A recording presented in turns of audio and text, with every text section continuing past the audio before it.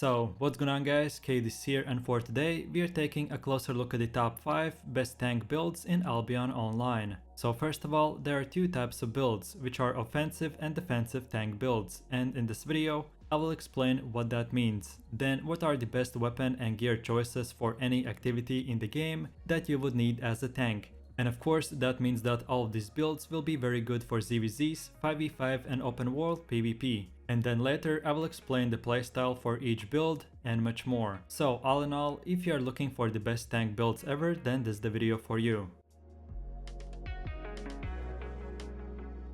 Then taking a closer look at the first one, which is the Grailseeker defensive tank build. So for the weapon of choice we go with the Grailseeker, and for the abilities you pick the second Q, 5th W and first passive. Then moving over to the helmet, which is the assassin's hood, and you choose the third ability and first passive. Then for the chest piece you go with the judicator's armor and choose the third ability and first passive.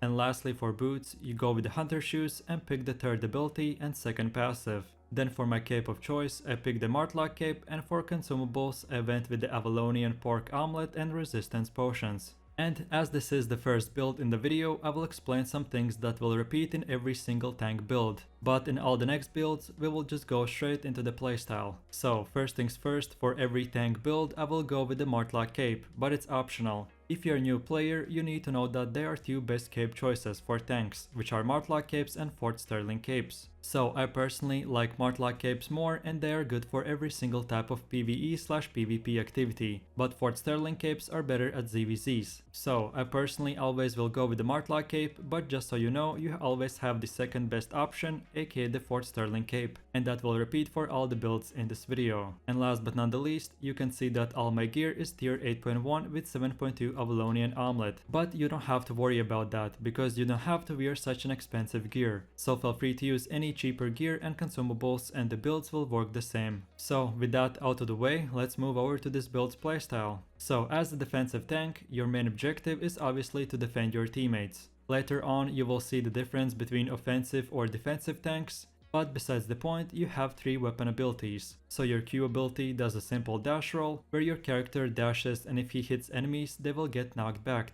And then your W hits all enemies in a cone in front of you, so they basically get stunned for a second. And then lastly we have the E ability, which will slam your staff on the ground and root all the enemies standing in it. So there isn't a one single spell combo that you should do, because as a defensive tank build you have to look for enemy attacks and with these 3 spells interrupt them. So what I usually like to do is keep on poking my enemies with the Q and W, and whenever I see a big attack incoming I use my E ability once. And if it's not enough, I'll use it right afterwards, the E twice. Because after using the first E, you have 3-second period which you can use it again, but it will double the cooldown. And then you have 3 more abilities. If you have played tank, you know that you want to run away or run towards the fights using the boots, aka the F ability. And lastly, to protect your teammates, use the R ability, which will create a force shield, and all allies standing in that shield will get very high damage resistance. And lastly, after you have used the E ability, don't forget to activate the D ability, which will do a small spell casting, and while that is happening your cooldowns will come back faster. So in conclusion, if you are in a ZVZ with this build, then stay in your backline and protect your teammates. But if you are in a normal open world or 5v5 scenario, then of course be in your teammates' frontline and engage the fights with the F ability and use the E or W abilities to annoy the enemies and interrupt their spells.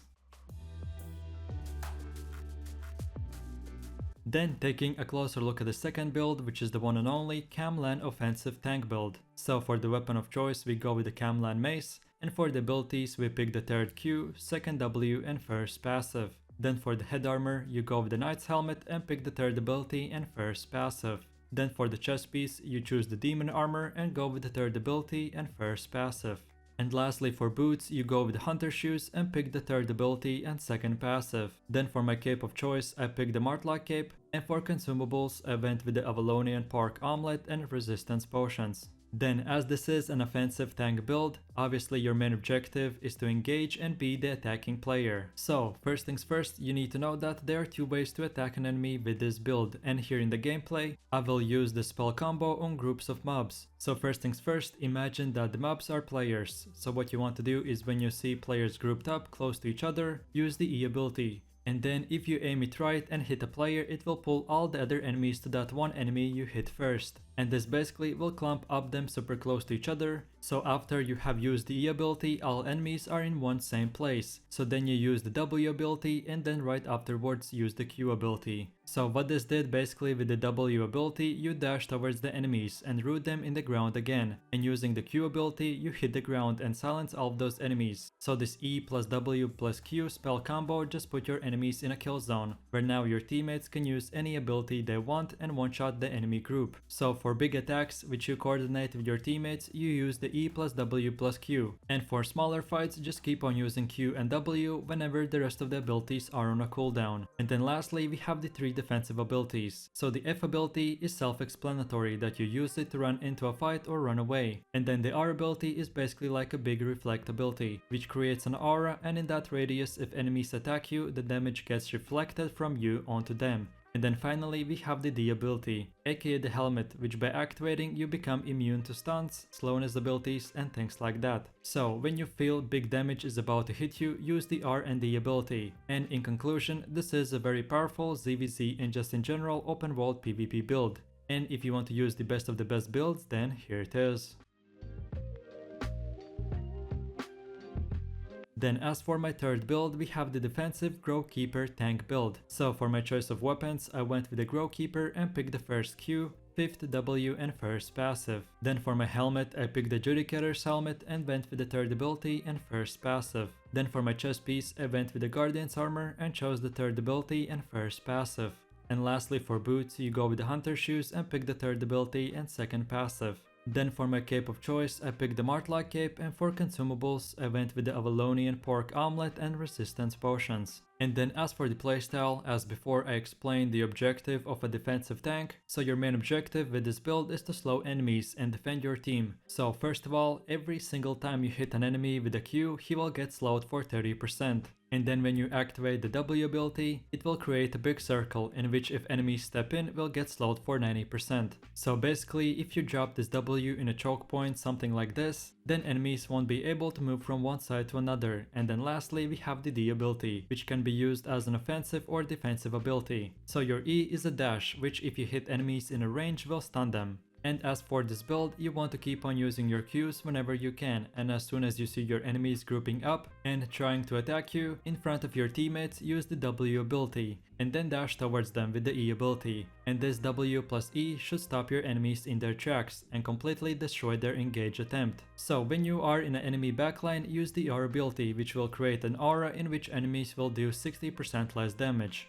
And last but not the least, pop the D ability, which will create a pulse in a massive 11-meter radius, and anyone standing in that pulse will get stunned. So overall, this build is very strong and mainly meant as defensive tank. But of course, in smaller fights you still can be in a front line and attack enemies with the E ability. But then just don't use all the abilities at once and save some for enemy attacks.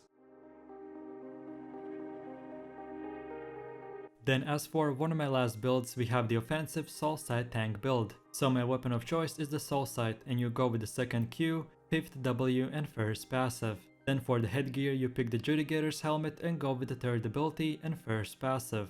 Then for the chest piece, you get the Judicator's armor and go with the third ability and first passive. And lastly for boots, you go with the Hunter shoes and pick the third ability and second passive. Then for my cape of choice, I picked the martlock cape, and for consumables, I went with the avalonian pork omelette and resistance potions. And then as for the weapons playstyle, we have basically a one ability which this build is built around, and it is the E ability. So as an offensive tank, you want to attack and engage your enemies. So your goal is to use the boots, aka the F ability, and with that speed close the distance between you and the enemy. And then aim the E ability where players are grouped up and use it. And this basically will create a storm which if he hits, any player standing in it will get thrown in the air and slowed for 80%. So then afterwards, like any other tank build, you want to keep on using your Q and W ability, which will keep on stunning players and cancelling their spells, but just in a lot smaller range and duration. And lastly, like I explained in the previous builds, use the R ability to create a shield in which all allies will be protected and receive high resistance.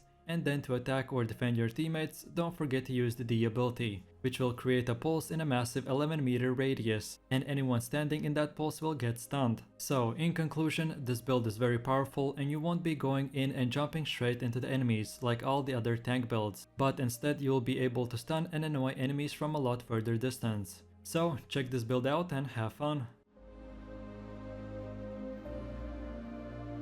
Then for my fifth and final build, we have the one-hand mace tank build. So I gave you 2 offensive and 2 defensive tank builds, and this last one is just all around a good build for both playstyles. So then for my weapon I picked the one-hand mace, and for my abilities I choose the third Q, second W and first passive. And for my offhand, I picked the Leering Cane. Then for my choice of headgear, I went with the soldier's helmet and picked the third ability and first passive. Then for my chest gear, I went with the Guardian's armor and picked the third ability and first passive. And lastly for boots, you go with the hunter shoes and pick the third ability and second passive. Then for my cape of choice, I picked the martlock cape, and for consumables, I went with the avalonian pork omelette and resistance potions. And then as for the playstyle, it is very simple, that there are no stacks or no big small engages that you need to worry about. You just simply decide on when you want to attack and then use the F ability to close the distance between you and the enemy. And then use the W ability, which will dash towards your target, and if it lands and hits players, all of them will be stunned. And then you want to dash to them again, so if you are already on a stunned enemies, wait a second or two and dash again, just this time using the E ability. And lastly use the Q ability to silence all of those stunned targets. And then as you are already in an enemy backline, use the R ability, which will create a red circle, in which enemies will do 60% less damage. To lastly protect yourself, use the D ability, aka the helmet, which will block any incoming attacks. So for this build I chose to attack at the start with the W instead of E, because they basically do the same thing, just one has twice as much cooldown as the other one, and using the spell combo, which is W plus E plus Q, will stun and silence enemies for a very long time. And by then, if you have decent teammates, they will finish off the players, and you will win the fight. So in conclusion, this is a very nice and versatile build for PvP and PvE, so try it out and enjoy. So I really do appreciate everyone for watching guys, and I hope you enjoyed it. If you have any suggestions, feedback or different tank builds that you would recommend for other players to use, then feel free to leave them in the comment section down below. And while you're doing that, please click like, subscribe and enable that notification bell, so this way you could support the channel and you won't miss any more amazing content from me. With all this said, you have an amazing day and I will catch you in my next video. So take it easy, peace. Yo, I ain't here for the money.